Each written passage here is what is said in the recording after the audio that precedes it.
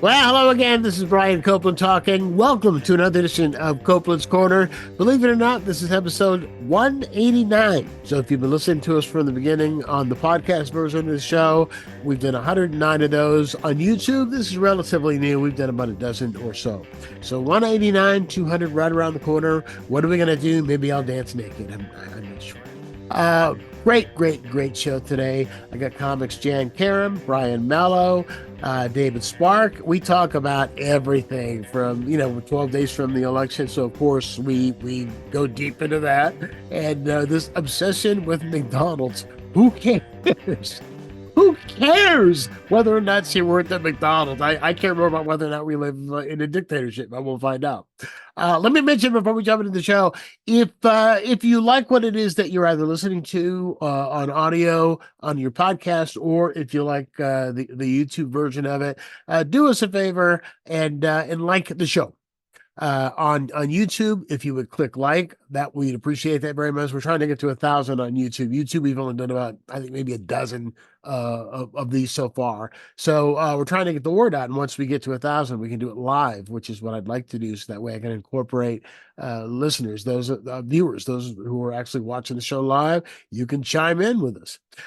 If you're listening to us, then go to your favorite podcast provider, whoever you're listening to, Apple or Spotify, and give us a 5-star review if you like the show, because that helps people to find us. So if you want to support the show, that's the best way to do it. It doesn't cost you a dime, just a couple of seconds of your time, and we'd appreciate it. All right, on with the show.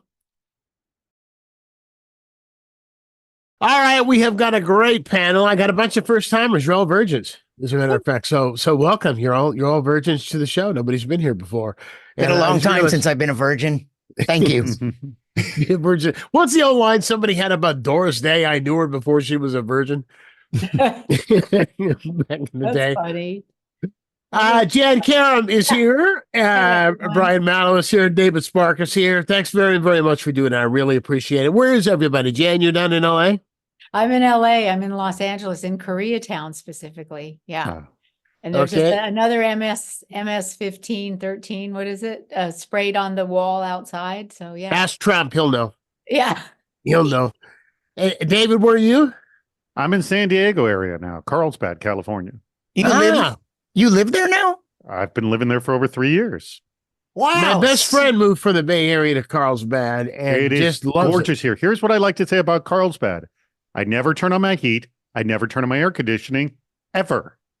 It's perfect weather all the time. Well, don't get used to it. I thought that's what San Francisco was. Oh, no, not San Francisco. It gets freezing. Well, it does get cold. Serious.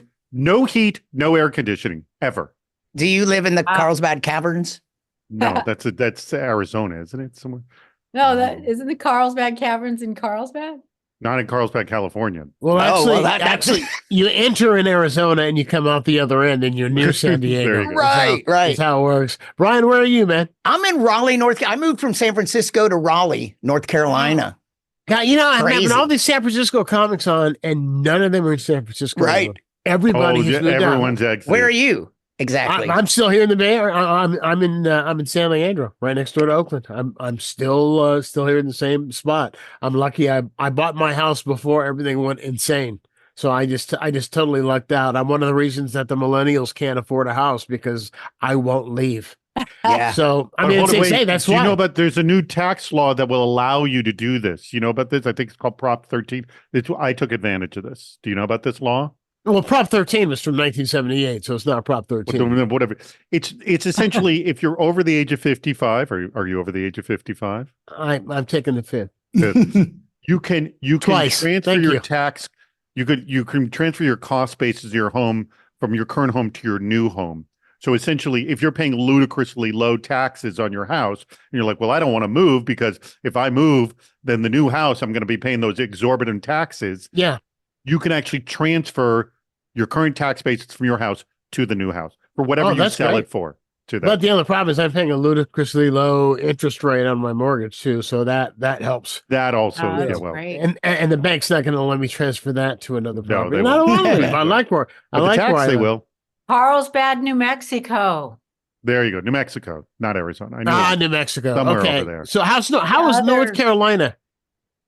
In terms of what? I grew up in Texas, Houston, and then I went to college in Austin. And so weather-wise, very much what I grew up with and very unlike San Francisco. Brutally hot, long summer, hot and humid for way too many months.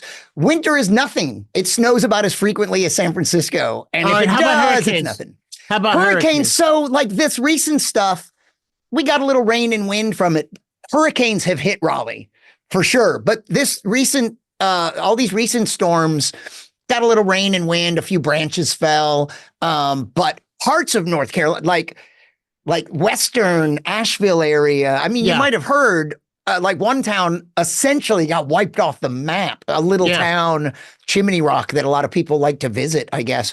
And just the whole it was such an incredible flood that it just carried away all the downtown buildings of this little place.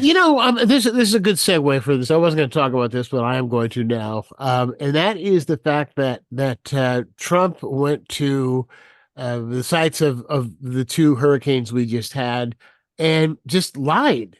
I mean, not that it's unusual for him to lie, but in a situation of life and death, to lie about what the government was doing, what the government was offering, all the money from FEMA was given to give it out undocumented. I mean, it's so ridiculous. We took all the money from the hurricane and we gave it to illegals.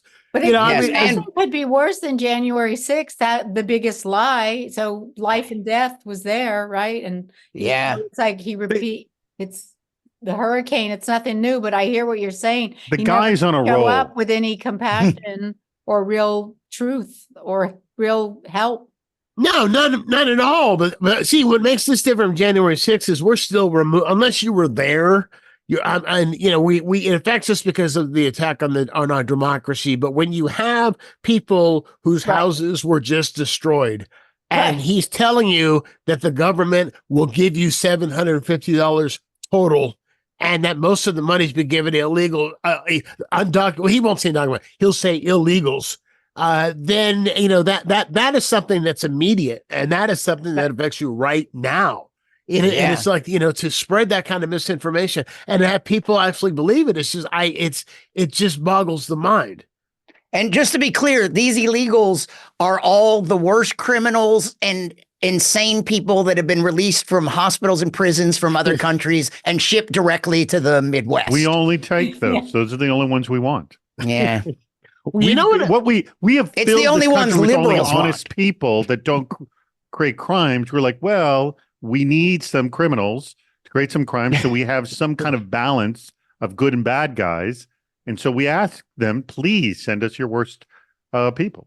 Well, I'll tell you what's funny is they say that, I read today that the majority of undocumented residents from who come from South America and Mexico, places like that, they go two places. They go to California or they go to Texas.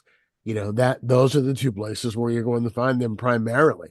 And so, but he's, saying they're going to come kick in your door. They're all criminals and rapists and murderers, and they're going to come to Ohio and kick in your front door in Cleveland. And eat your cat. And come for your pets. Yeah. And come for your pets. See, that's the most, I guess that's the thing that bothers me the most about all of this is some of these lies are so ridiculous that you don't need to fact check them. People aren't eating dogs and cats. I mean, you don't have to. But the fact is, there's still people who believe them. So I guess, am I saying half the country is stupid? Yes. It's hard to accept. They're desperate. Yeah. So let me qualify this. I actually have a good friend who's extremely smart, extremely thoughtful, and is a Trump supporter. And I do, because we have fooled ourselves all into believing only the dumb, incredibly stupid people are Trump supporters. Not the case. And some people, and this is a way I rationalize it, it's rooting for a team. It is not, intelligence or that. It's where you grew up, where your background is, what you feel your team is. And this is what I liken it to. I'm from Boston. I'm a Celtics and a Red Sox fan. No way am I rooting for the Yankees. No way am I ever rooting for the Lakers. The big joke I made about that, the only time I'll ever root for the Lakers is if they play the Nazis. Other than that, never, ever going to happen. But I think it's the same thing. The difference is, there's no crime or nothing horrible happens if I never, ever root for the Lakers. The issues happen when you don't sort of switch sides, when your side's really, really bad. Okay, but here's the thing. Your analogy doesn't work in this particular case. Okay. If you were talking about George W. Bush, for example, or Mitt Romney, for example, or somebody who you have philosophical differences with, that's one thing. When you're talking about somebody who says I'm going to be a dictator, who says I'm going to be a dictator, who says I'm going to round people up and have camps and put them in, when he flat out tells you what it's going to do, and these are all horrible things. And then what came out yesterday from John Kelly, his former chief of staff, who worked next to him for a couple of years, that he loves Hitler. He loves Hitler. And he said Hitler did I'm some not good agreeing that things. this. Oh no, I know you're not agreeing. That's your team. That's your team. Bill Belichick is a jerk. Yeah, but why I'm do you still a buy Patriots fan. into the team, though? But why do you buy into the team? It's not because, I'm from Boston, so I'm going to go for the Celtics. Why do you buy into it? But the thing, that's what I'm saying. There's no rationale. The only rationale that I'm a fan of the Boston team is because I'm from Boston. That's it. That's the end of the rationale. No more. And I think there's a lot that has to do. It's like, that's my community. My community is that. That's why I stick to that. Even when it goes bad, that's still my community. It's hard to break away from your community. What? I think that if I could, Sure. if it's okay. If it's okay, Gerald, can I talk? But I think that he speaks to their anger.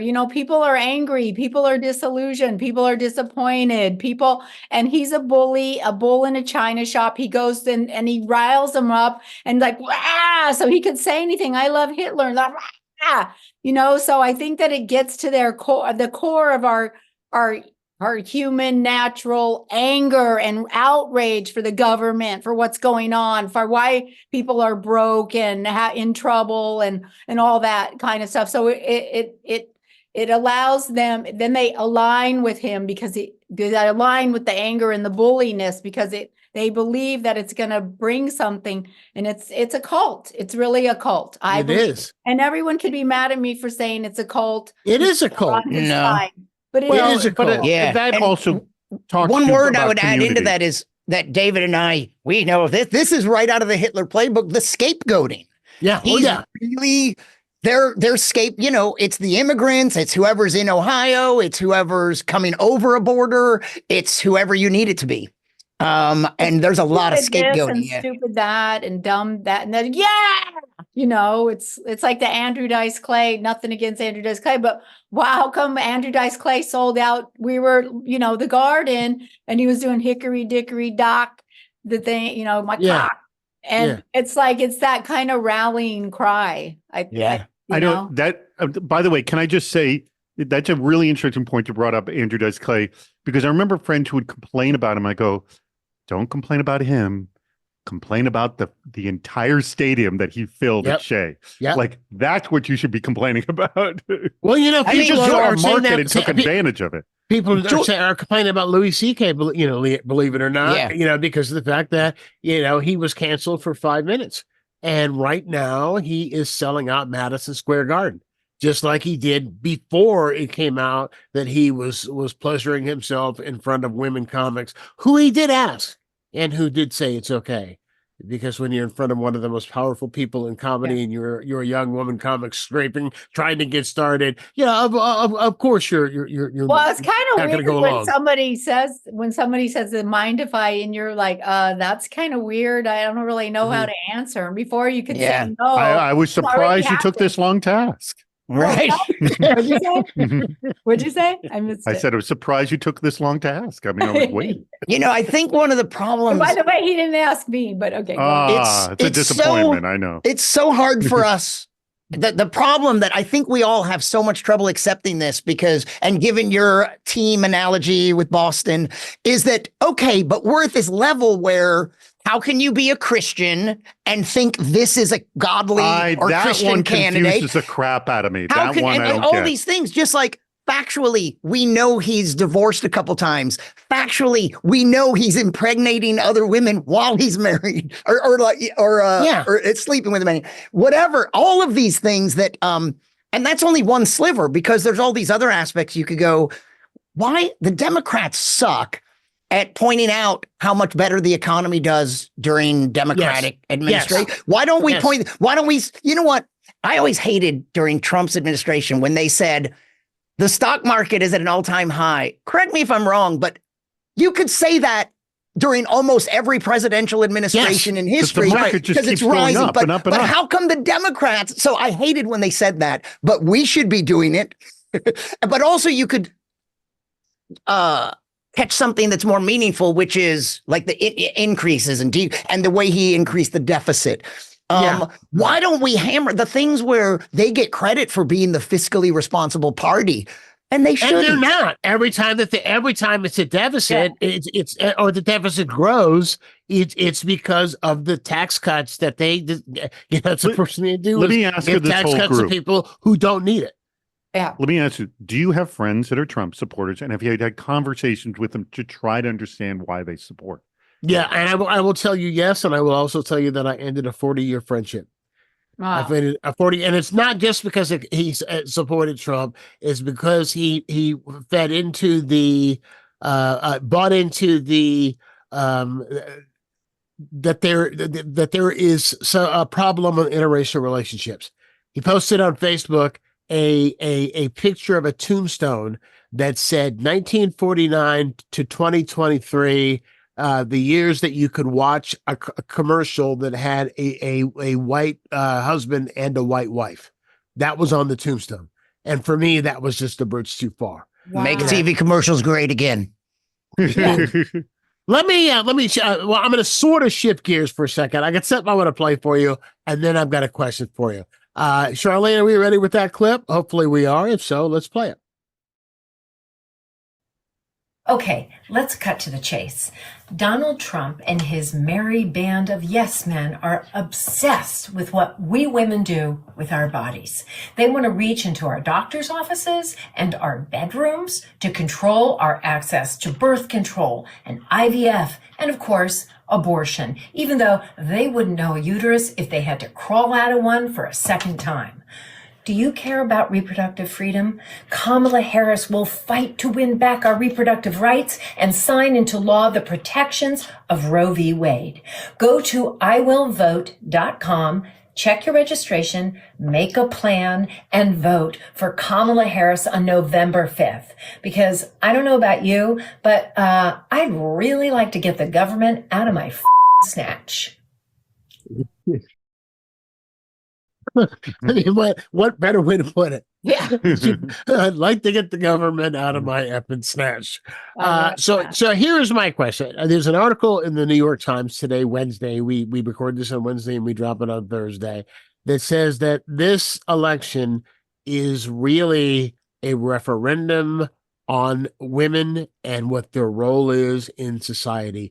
Do you buy that? And if you do buy, I'll just ask if you buy it. Do you agree with that? Yes or no? And why?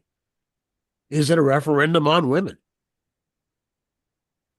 It's a hard question. It could be. I think if enough women show up, and they really stand up for this, otherwise it feels like putting burqas on us in Iran, walking around and you get arrested if you show your face, or, it's like take away, it's almost like get the IDF to take away the IVF. Yeah, that feeling when The Handmaid's Tale seems like a best case scenario. Yeah.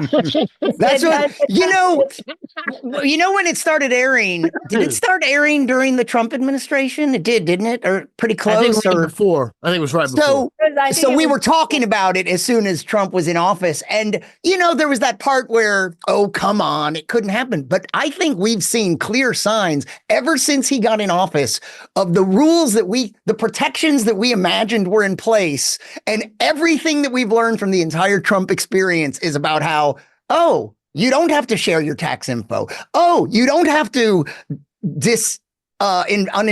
divest from all your investments. Oh, you don't have to do any of the things that we thought it was expected of an actual release your medical records. Yeah. Yeah, you don't have to. It's like he's like just destroyed every thought like that. So the idea that I think we've seen pretty clear evidence that, wow, with a little help and fake electors and a few people and then the right judges in places and on state levels, it's maybe you could flip something pretty quickly.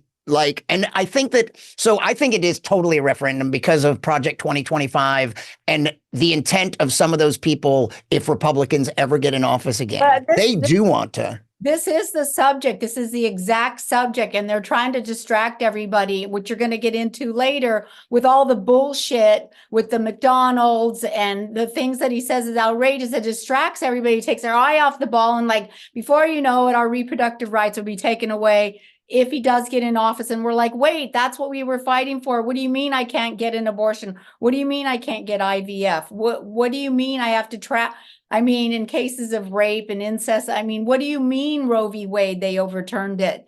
That's the subject. This is the subject. This is a referendum. And he keeps saying, look over here, and we are. And we are. And then the women go, oh, yeah, right. I'm saying the women, but the women really need to fight for this. And the men got to shut their mouths and get away from it. It's not there.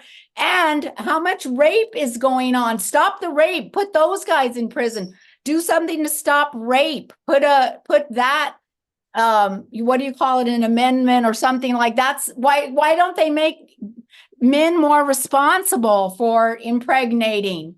You got to carry the baby now, but you raped, you forced, you jerked off in front of me. You could tell I'm really furious about this.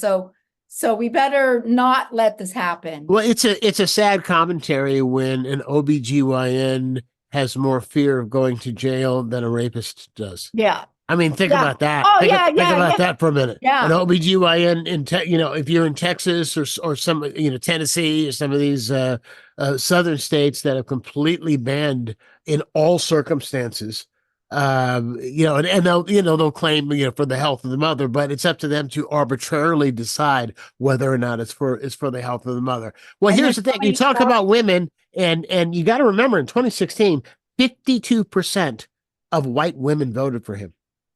And that blows my mind. And this is after the Access Hollywood tape and everything else. David, you have an commentary. Oh, I just want to say one more thing. Sorry. Go ahead. It's a sad commentary, though, of women in our society, how they're looked upon, how they're treated, how they're diminished, how they'll quickly take a role and take a back seat and and be distracted by the thing and go, oh yeah, he's the man, he's powerful, and be controlled by this kind of misogyny and being hoodwinked and tricked by it, and that's when you got to really stand up as a woman, and we got to indoctrinate the women, and they are better than they are indoctrinating women, but to stand up for themselves at an early age, to learn that they're valuable, that they have a right, and these rights cannot be taken away from women, especially by these men.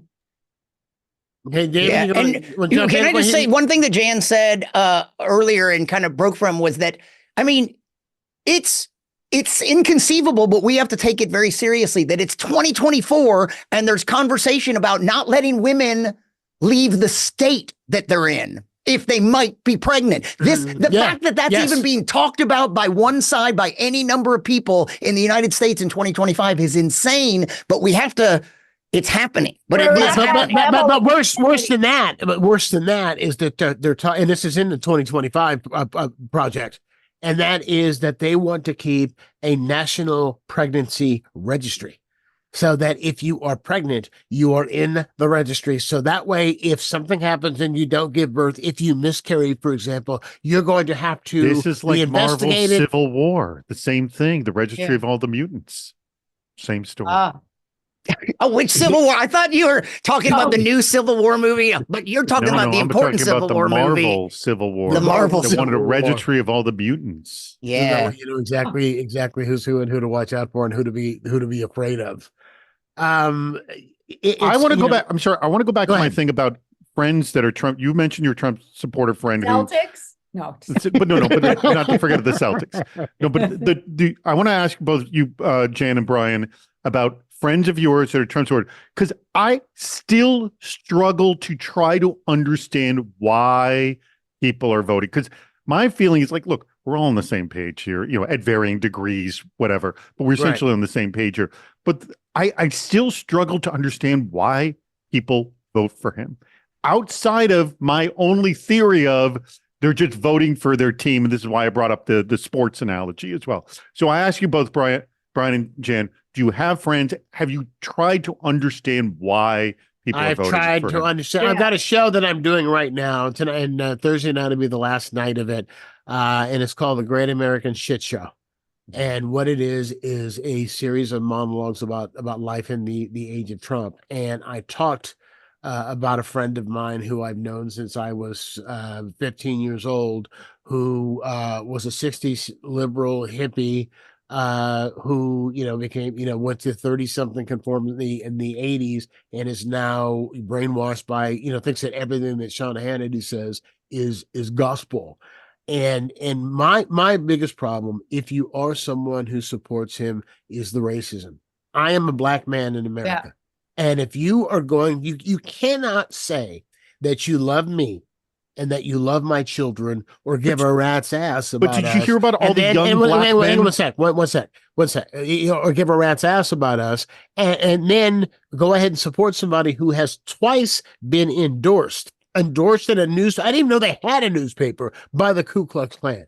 And be aware of that and say, well, I don't agree with that part. I'm sorry. You support They've got a great racism. cooking It's a section. package. Come on, Brian. They've got a great cooking He's section. abusive, but he bought me dinner. It's hard to believe that anyone could be black or female and vote this way. And then how do you explain people like Mark Robinson and Candace Owens? How do you explain that? Well, I can tell you what other black people say. I'm not going to tell you that it's something that I agree with. What do other black people say about the black Nazi? They call them house slaves.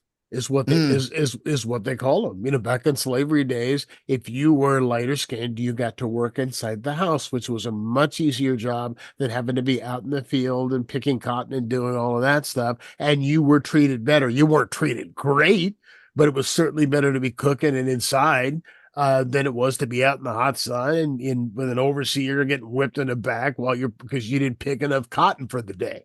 So that's what it is that African American people say. And I'm not saying that's what I say, because I don't know that I subscribe to that. But that's what it is that they say. And I believe Candace Owens and Mark Robinson to both be disingenuous. I just don't see how you could be a person of color and really believe the shit that's coming out of their mouths. Well, so I'm sorry, I keep coming back to my thing. What do you understand of the people that are voting for Trump and why they're doing it? Well, what it is that I have, the understanding that I get from the Trump supporters I have talked to, and I've talked to a number of them when I was on daily radio, daily talk radio, and that is they will pick and choose something, be it the economy, be it the fact that he's a successful businessman, be it. By the way, if we're going to successful businessman, there's a lot more successful that we could pick. No, he's not. He's not a successful businessman at all. What it is though is they'll cherry pick. Man. They'll cherry pick something that they think and disregard the rest of it. And that's where the support comes from. Oh, I don't believe in that other stuff. Oh, he's just talking. Oh, that doesn't mean anything. Right. Oh, that was just a joke. There's a lot of that, and then they'll cherry pick. That businessman thing you're talking about, the head of marketing at NBC, who was the head of marketing at NBC when The Apprentice came on, and when they created The Apprentice, who helped to find The Apprentice, is now talking. He couldn't talk before because he still had his job. And now he's retired, so he's making the rounds. And he talked about the fact that he said, we created this entire myth. He said, everything America believes about him is a lie. All the crazy shit you're seeing right now, this is the guy who we worked with and who we knew. They said they went to other CEOs who were successful business people. And guess what? They didn't have time to do it. They did not have time to do it. And then they went to Trump and he said, yeah, sure. Because he had the time and he was considered he was not a major player. He was never the head of a huge company. They said he had a bunch of little LLCs and some other things going on, but not a huge company. And then they went to Trump Tower and they went to the boardroom that they use in The Apprentice. I've never seen an episode of The Apprentice, I'll tell you that. And they couldn't believe how tacky it was. So they had their designers come in and completely redo it because it looked so bad. But he's telling, if you get a chance, and it's got to be on YouTube. I've seen 2 interviews with the guy so far, and he says that one of the worst things Trump ever did to him, ever said, was, they would have different, groups of teams. It was 2 teams competing against each other for the opportunity to win $250,000. In the first season, it was to be mentored by him, and they said that was a lie because he never did that. Well, he comes to them, he goes, I got a great idea for next season. Let's do blacks against whites. Oh my God, are you Let's kidding? do blacks against whites. And he said, he's like thinking, okay, how can I, the way his ego is, how can I tell him that he's out of his mind without telling him that he's out of his mind? And the way he put it was in a transactional way, because Trump's all transactional. He said, we'll lose sponsors. We'll lose sponsors because no sponsor is going to want to be associated with that, and that'll hurt the show, and that'll bring the show down. And that's how he got out of it. But let's do black people against white people. Unbelievable. Yeah. Well, no. Go ahead. I was going to say, to answer your question, David, right? Yeah. I got it. My dad he was in politics growing up. He was a supervisor of a county in Arizona, and he was a Democrat. He was for, we're from a small Hispanic town. He was for the underdog. He was for, he worked in the community, volunteered, whatever. And then he moved to Phoenix, and he's been watching Fox News, and they lull you into it. They convince you. They do rah, rah, rah. And he's a complete Trump supporter. I cannot talk to him about it at all. I don't. So what do you? Well, he thinks he's the that's one of the answers I've heard. World. He thinks he's the smartest president we've ever had. Go ahead. Sorry. No, but that definitely I've heard is one answer is just the news feed that you get. If you get the news feed that only tells you one thing, then that's how you sort of become indoctrinated. As well. And David, the way I would answer that question, it's like, it's who we trust as sources, basically what you just said. And it's like, I believe the economy's better during Trump because that's what I heard. But on my resources, I'm hearing the economy's better. We choose who our trusted sources are, and that determines so much. But it's whether you believe in climate change, whether you believe who's doing better for the economy. Thing about Fox News is while Trump may be a raging moron, the people on Fox News are not stupid.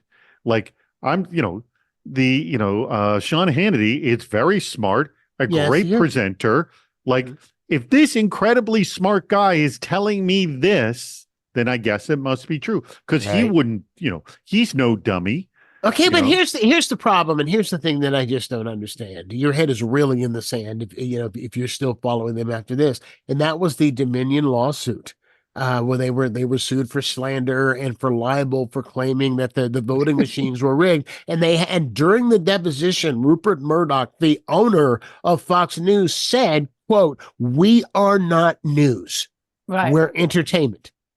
We're not news, we are entertainment." So the very fact that the guy who owns it says that we're not news, why are you still watching? Yeah, but this was that I don't even know. Was that even covered on Fox News? Of course it was covered on Fox News.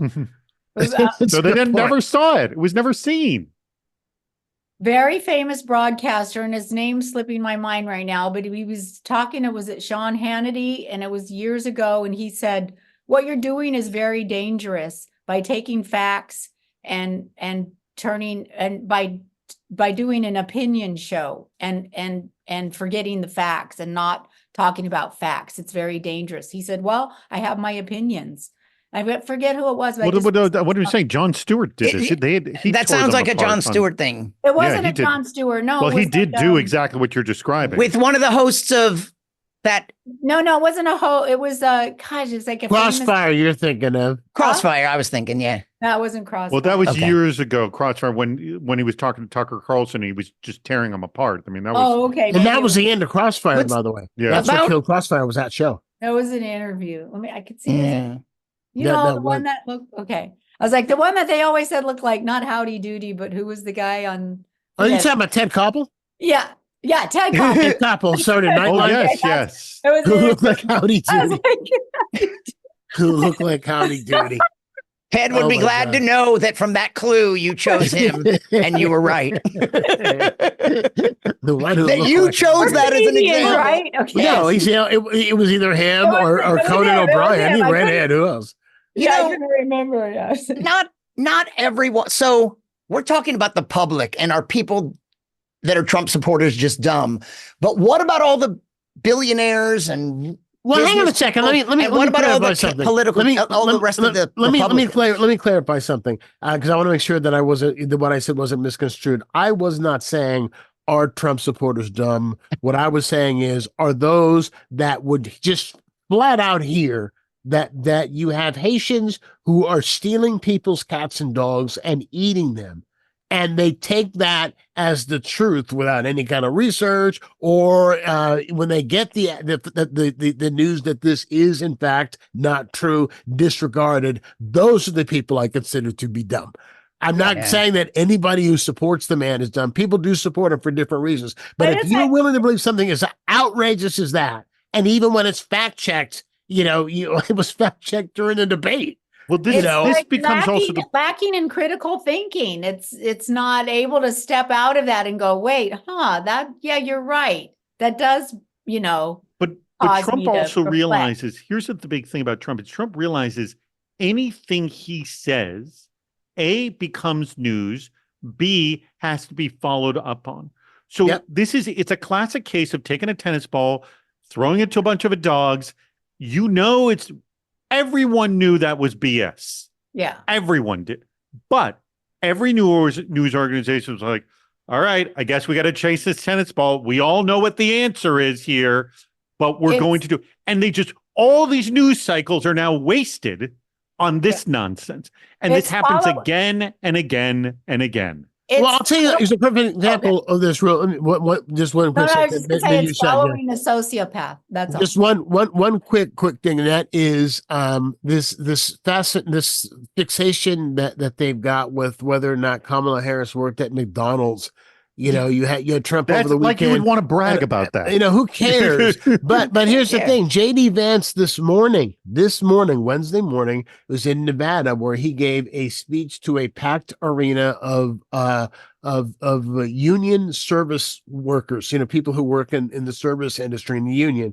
And he brought that up again, that she lied about having worked at McDonald's, and she didn't lie about it. And it's been proven that she didn't lie about it. But the fact of the matter is, even if she did, who cares? And why do they keep That's why I don't understand it. This is the day after you have a guy who comes out and says I was there when he called dead soldiers suckers and losers.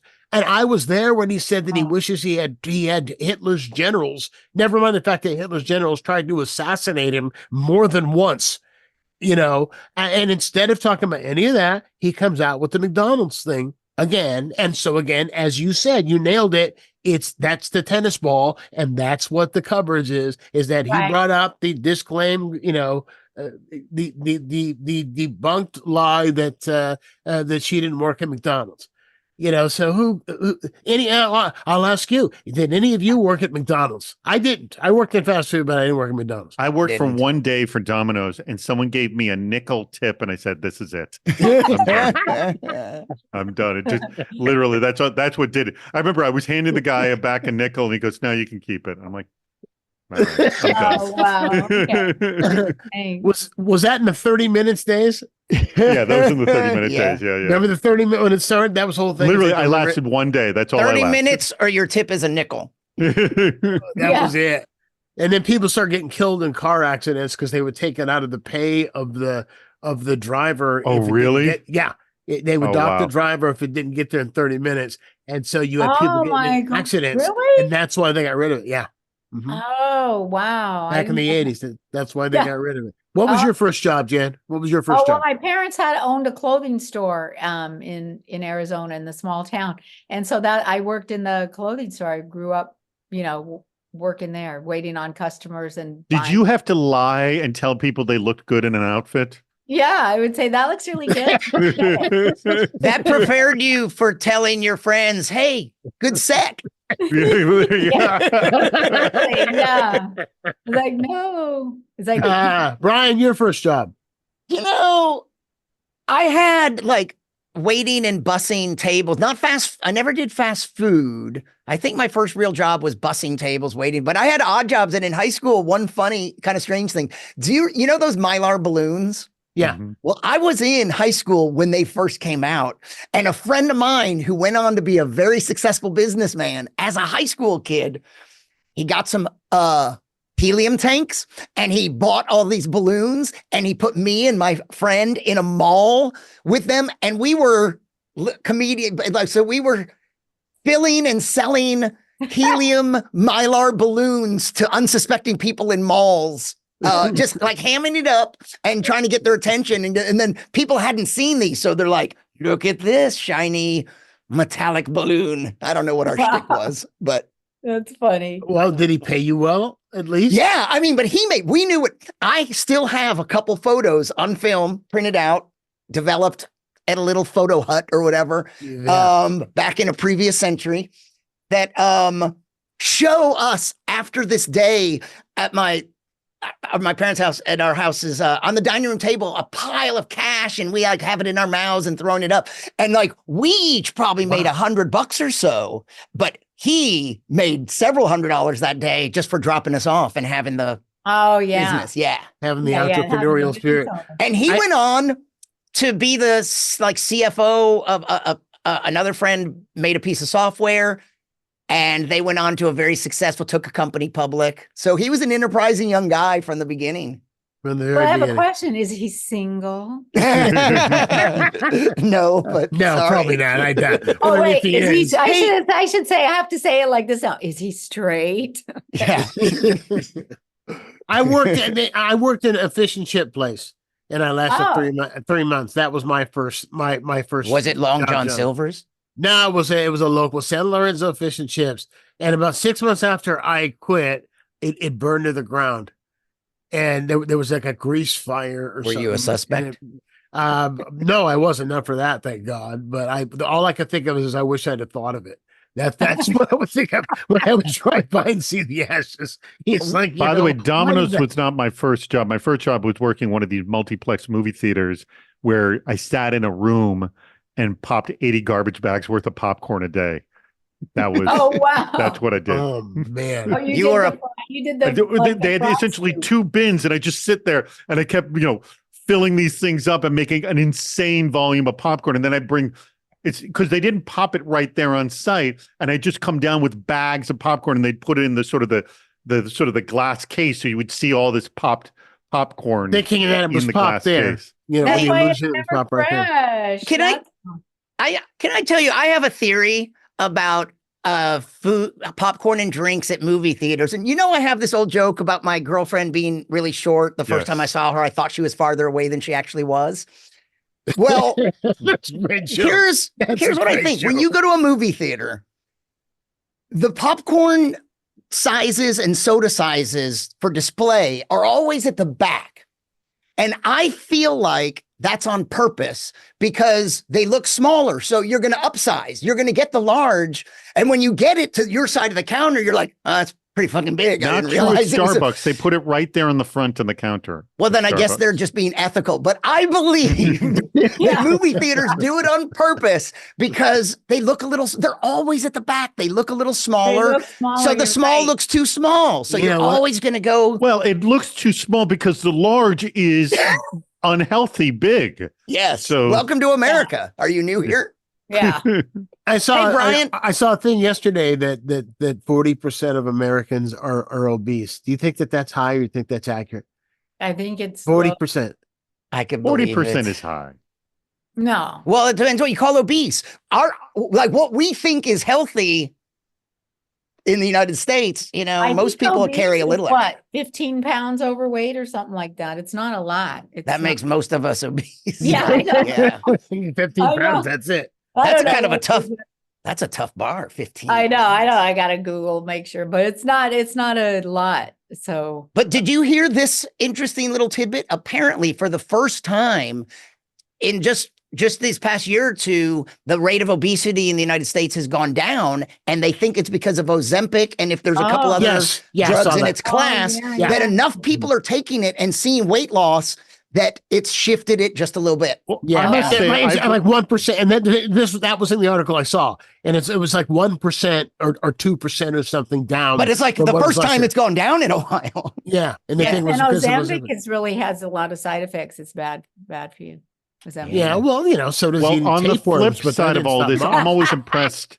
I've run the Beta Breakers race, and it's hundreds of thousands of people, or 100,000. I don't know how many people, but it's the largest foot race in the country. And I look around and I go, look at all these healthy people running. This is amazing. So we do have healthy people around. Right. Yeah. And they're hard to See, but It's you're all hard to comics. see Gotta the give forest through the credit to trees. healthy people. But see, you're all comics, and you've all worked on the road, and you've all Those are the fattest you've all humans on been the in the planet. Midwest. You've all sat in a Waffle Yeah. House. We've all been seen people come in. We've all been to Green Bay. Mhm. We've all seen the Trump rallies. Mm-hmm. Yeah. Hey, Brian, can we What? return to something? Yes. Because there's something about Mark Robinson, a specific thing he did that is a real pet peeve of mine, and it has been forever. It's that, so he was found a username, an email address, all this stuff that matches up to him years ago on this porn site, and he seemed to enjoy trans and gay porn stuff, okay? Okay. What gets me is, I don't really know his platform, but I'm pretty sure he's adamantly against that stuff in his career. I think he's called them evil, but I think he's called these people. Okay. So, that and he orientation. seems to enjoy it. So my thing is like, dude, it's okay that you enjoy it. So, these people that are strongly anti-drug and then get caught as a drug user, or strongly anti-gay and then caught in a bathroom with a young boy, those guys, it's like, I would almost respect you more if you were just outwardly bigoted, and because at least you're who you are. If you're that bigot, I almost respect the bigot more than you, because it's hypocrisy. if you're gay or a drug user or trans, anything, it's fine if you're not ready to be a hero. Like, I can understand if you don't want to be out as a user or about your gender, anything. I can understand that, but the least you could do is not be a warrior against it. Not persecute that's the the people. part that kill. Exactly. Not These people, persecute. you're in politics, and you're not even standing up for the vulnerable people that you are one of. That you're not even standing Well, there's up. a long history. I hate that. Long history of that. Remember the mayor of Spokane? I remember the mayor of Spokane sometime, I think it was like 10 years ago or something, was just one of these super, super anti-gay, wanting to pass laws and rules and keep gay people from teaching because they'd indoctrinate kids. And then tapes came out of him with his male lover. So generally those who protest the loudest and are the most vehement, it's because let me ask you, doing. because I don't see it personally, but most of the cases that we see these Hippocratic moments are from Republican officials. Hypocritical, not Hippocratic. That would make them doctors. And believe me, these are not doctors.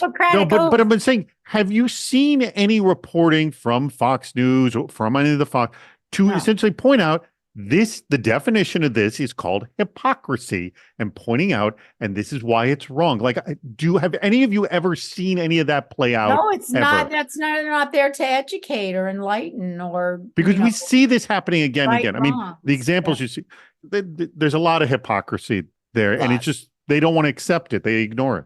Well, they don't ignore it. If they find something, they'll find something that a Democrat has done, right, and they'll twist it. like they're making such a big deal out of this McDonald's thing. Like they spent 2 days because Obama wore a tan suit. Remember that? I mean, that's the worst thing in 4 years that could get on him was Scandalous. he wore a tan suit one day. Unbelievable.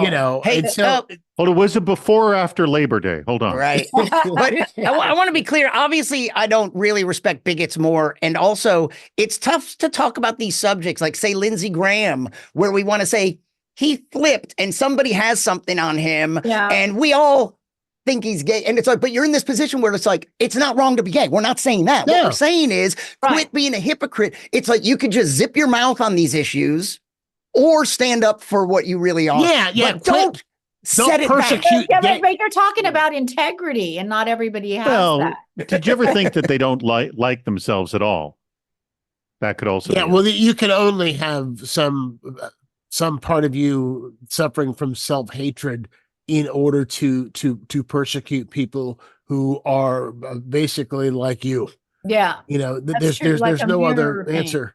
Do you think Trump has enough self-awareness? Can you possibly imagine that does Trump hate himself? He doesn't sound like he does, but could you believe that at the core of it, it's self-hatred? Yes. Or he is just so. Yes. That's why there's so much projection. Everything that he accuses somebody else of is something that he's done himself. I mean, you look at it. I mean, listen to his niece, for God's sake. Who's a what is she, a psychiatrist? Mary. Yeah. What is she, a psychiatrist, psychologist? And she talks about it. And if you look and listen to him, the things he'll accuse others of are things that he's done. I mean, for God's sake, look at how he persecutes immigrants, and he's married to one. He's been married to two. Yeah. So sociopath. It's a study. Like we'll look at this later or now. Whatever is a study in a sociopath. Like it's perfect sociopathic behavior. Here's the other thing I'm amused by. I'm sorry. Go ahead. No, that's all. I'm glad you interrupted me. So here's what I'm always amused. Glad you're. I'm always amused. I see so much coverage of people trying to, nail down Trump. He's this kind of person. He's this kind of person. I will blatantly say, holy crap, he surprises me every day. Really? He's just going to stand there for a half hour and dance to random music rather than use a stunt speech? Okay. He's going to talk about Arnold Palmer's penis? All right.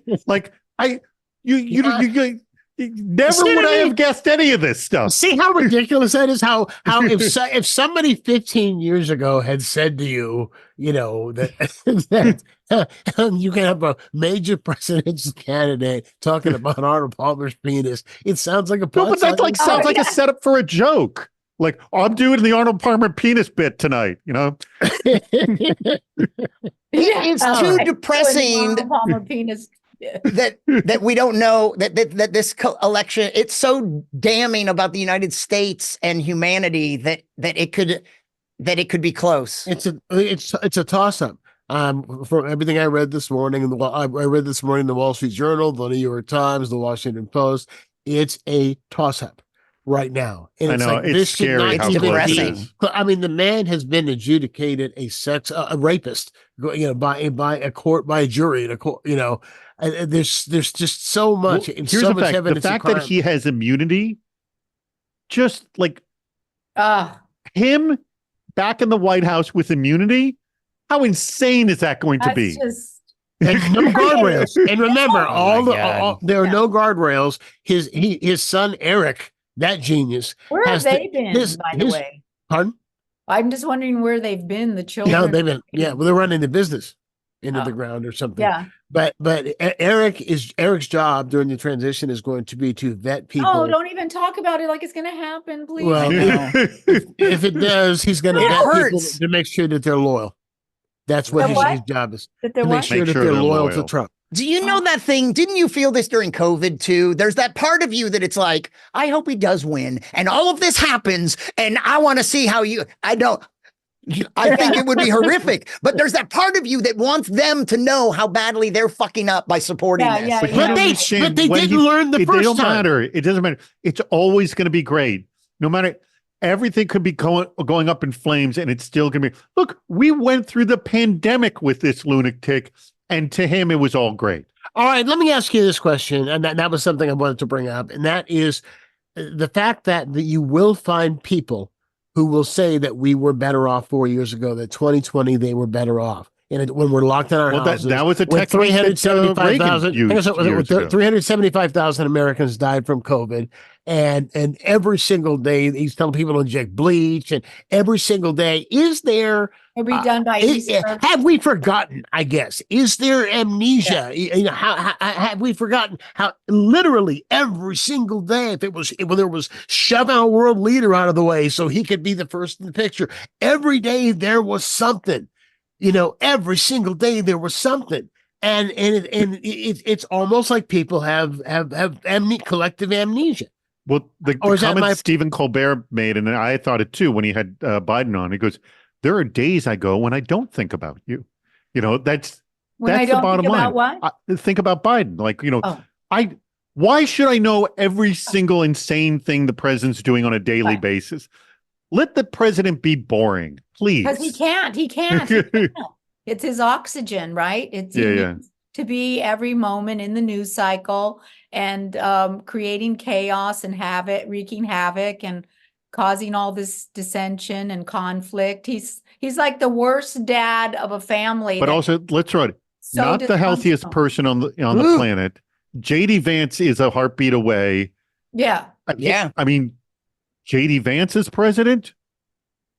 First of all, Trump would be 82 if he lasted the term. You think that Mr. Healthy's going to make it? I don't know. No, JD Vance is a strategic choice by Peter Thiel and these other. That's right. And because he's an empty vessel. He is whatever you need him to be. He'll take, and he's completely on board with all of that 2025 stuff. Oh, he wrote the introduction. All that anti-women stuff. He literally wrote the introduction to it. Colors are, but nobody in my administration had anything to do with it. Only like 140.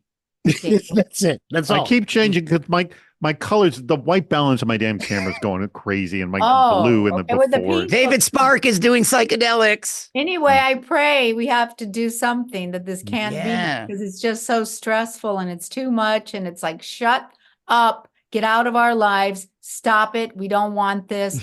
Just shut the up. You know, I literally had a knot in my stomach for 4 years because every single morning I would wake up, I would grab my phone, and before I turned it on, I would think, okay, what stupid shit has he done now? And he never disappointed. There was something. By the way, Brian, have you had any Republicans on this show? Oh. That you know about. You know what? There are not. Well, and not just and you know this. You might have had a Republican who's not a Trump supporter. Have you had any Trump supporters on the show? Let's look at it this way. I absolutely would. But number one, as most comics are not on the conservative side. By the way, I voted when I was in my 20s. I did vote Republican a number of times. I voted for Republicans before. You know, I voted for a Republican for state's attorney general once here in the state of California. So, you know, it depended on the candidate. I've always been a registered Democrat, but it just depended on the candidate for me. What do you guys think about Measure 33? Or you have that over there? Is it statewide Measure? What is Measure 33? What is that? That's the renters keep the what do you call it? Oh my God. The lease, the place? Rent control. Keep the rent control. Oh, I see. Do you have that? Is that local? Well, we're in the same state, so yeah. I know. I was like, because Newsom is against it. He says no, and then Larry Gross is saying vote yes. So I don't know which one to trust. Like, see, I got it. That's hard to know who to trust. No is yes. What? Well, that's one that I have to research, and that's the thing that most folks don't do is research and decide. Most people wait, is that a local? It's no. Well, most people take the piece of paper they get from their political party into the poll with them, and it just says, okay, yes, no, no. You know, churches do this too. Churches will give you a cheat sheet of what to vote for. So religious institutions do this as well. Oh, right. Yeah. But I I thought don't for their understand. nonprofit status, aren't they supposed to stay completely out of political? Well, I Just went. what I was gonna I say. saw That church pesky services little did this very churcheration. thing. Why are the Democrats the party of the Constitution and separation of? Where is separation of church and state? Is that in the Constitution or an amendment? I actually don't know. It's in the Constitution that there's a separation. It was a of churches. point of why the settlers came here. They were trying to avoid religious persecution. Right. Among other things. Yes. Yeah. Unless it's their own religious persecution. We are not a Christian nation, and to try to force that on everybody it's just unconscionable. It's against everything this country is supposed to stand for. And I think that that's the thing that scares me the most. If he gets elected, he's not going to leave. I'm telling you, he's not going to leave. There are people who say that those who say that this is the last Because election. J.D. Vance also made it clear he know. wouldn't, adhere to the vote. So he'll just. Oh, not and do all anything. the election interference and all that, Oh, right? yeah. Well, John Kelly, even if he John Kelly doesn't saying yesterday elect that we will be living under a dictatorship. What- Again, what this does- is his chief of staff who says that if he wins, we Then will again, be Trump living under a can't live dictatorship. forever. I just want to point that I out. know, but the No, Trump but Vance, prize, the he's machine, got- if they win, The it's them, it's not 2025. him. Yeah. yeah, Mhm. it's not So- really. It's frightening. I think he's an empty vessel, right? Like when, that's a thing that's always bugged me first of all, whenever you'd seen a newspaper where it says Trump believes, and I'm like, Trump said. Yeah. Trump believes? You don't know what Yeah, Trump believes. yeah, How do you yeah, know? yeah. That's just a thing he said. Let's not jump Yeah. to He doesn't conclusions. That's a believe good anything, point. 'cause it's Belief and bad. said. That's Yeah. a huge, to me, that's bad great. journalism because we don't know. And it's not just Trump, but especially Trump's record with the truth. So Trump said, we don't know what he believes, but that applies to everyone else too. And, I lost it, but it's like, we don't know what he 30,000 really lies. 30,000 lies over 4 years. 30,000 that- documented lies. admitted lies. 30,000. Court cases against him that are still waiting, and why did that take so long? 4 years to not even get. I know. But it's Well, like because they did Why everything did they that could take to so- delay, and they had some helpful. Eileen Cannon throwing out. I mean, if you had boxes How did of that classified happen? nuclear secret, Yeah. how it happened was that that she got it. How did that? I mean, just all. it was the lottery. Yeah. It was just I was a thought turn. he appointed Here's- her. Here's the scary thing, and here's one of the reasons why she has been so deferential to him. Here's the really scary thing: is that she is on the short list to be the Attorney General of the United States if he's elected. And she must be aware of that, which is why she's been so deferential, why she's done everything she could to delay. The whole point, delay it until it's too close to the election in order to adjudicate, in order to have a trial. And then if he wins, so you got to remember, he's running to stay out of jail. If he wins, then all these federal cases, he'll pardon himself and they go away. Now, the state of New York, he can do nothing about because that's a state case. The state of Georgia, if Fonnie Willis, wasn't, screwing her It's been coworker, 4 that would years. happen. Why What's the hasn't big this deal stuff been about dealt that, with? though? That's what's the big deal about that? Yeah. Compared to Well, everything exactly. other atrocity that what?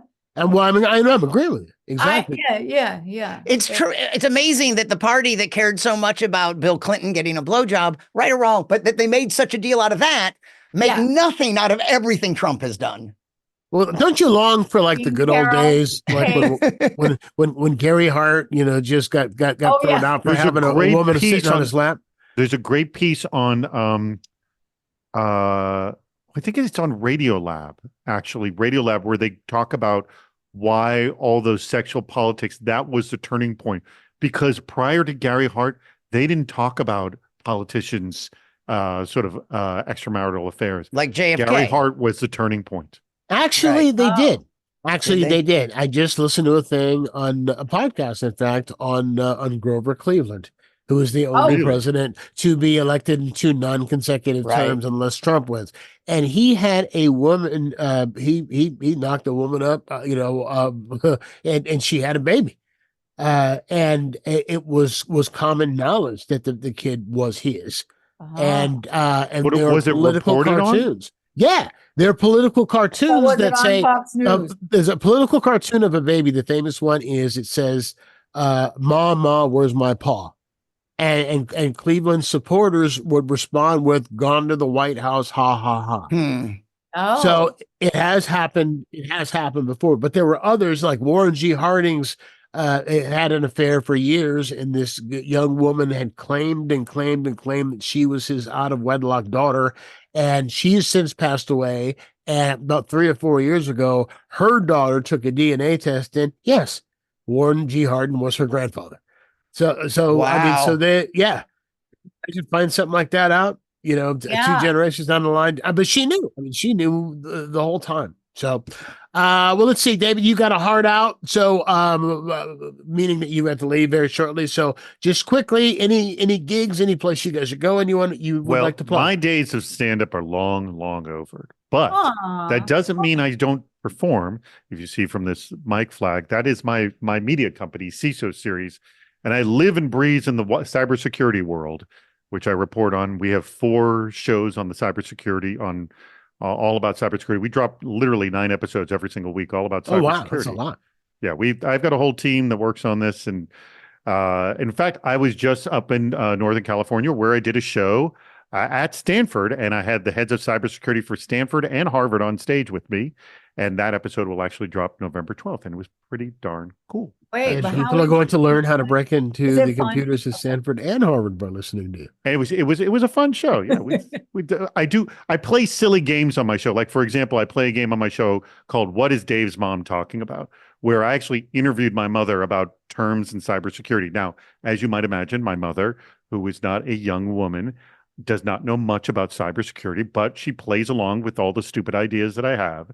And so I interview her, and she just tries her best effort, given the words that she heard, to try to explain what the heck it is. She's almost always wrong, but then I have my cybersecurity experts who know a lot about cybersecurity try to figure out what the heck she's talking about. And it turns out to be quite a funny game. I'm trying to imagine what David Sparks' mother looks like, and all I can do is picture his hair all gray and a little poofier. Possibly. Hey, David, where can we watch? Where can we check it out? Just go to CISOseries.com, CISOseries.com. That's where all their stuff is.